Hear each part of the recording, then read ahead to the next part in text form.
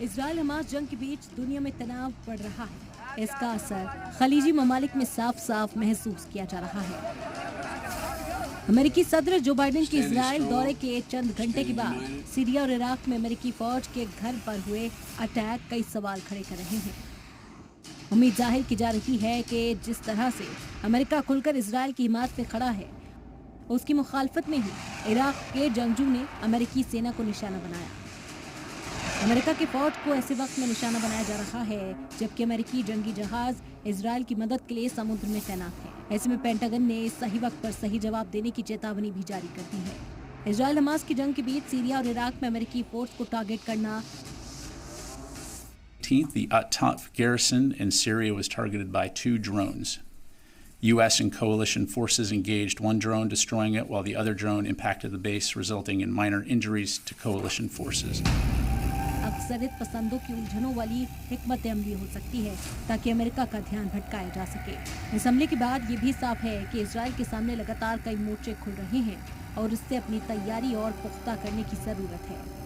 While I'm not going to forecast any potential response to these attacks, I will say that we will take all necessary actions to defend U.S. and coalition forces against any threat. Any response, should one occur, will come at a time and a manner of our choosing. Hamas और Hezbollah के बाद Houthi group के attack Israel के लिए कितनी बड़ी चुनौती? क्या हर मोर्चे पर लड़ना इजराइल के लिए मुमकिन है?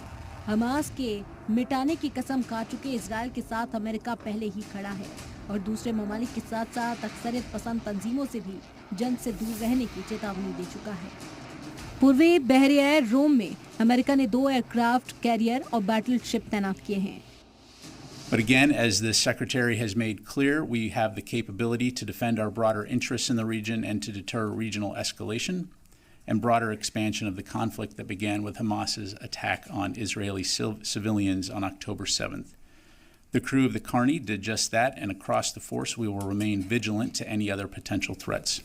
और तब अमेरिका पूरी तरह तैयार है और इजराइल के लिए डिफेंस कवर का काम कर रहा है। अमेरिकी सदर जो बाइडेन इजराइल का दौरा कर चुके हैं, हमास के खिलाफ जारी ऑपरेशन को अपनी पूरी हिमायत दे चुके हैं। हमास और इजराइल के युद्ध के बीच अरब वर्ल्ड की बेचैनी और साथ ही इन इलाकों में मौजूद आतंकी संगठन जिस तरह से इजराइल पर हमले का प्लान कर रहे हैं, उससे कहीं ना कहीं इजराइल भी पूरी तरह से चौकन्ना है, क्योंकि इजराइल को यह पता है कि गाजा पट्टी से हमास की तरफ से उसे चुनौती मिल रही है तो लेबनान में हिजबुल्लाह की तरफ से उसको चुनौती मिल सकती है। इसीलिए इस इलाके में इजराइल अपने भरोसेमंद सहयोगियों को भरोसे में ले रहा है। यही वजह है कि अमेरिका के राष्ट्रपति जो बाइडेन के बयानों से यह साफ हो रहा है कि अगर किसी और ने इजराइल पर हमला किया तो उसे अमेरिका के गुस्से का सामना भी करना पड़ेगा।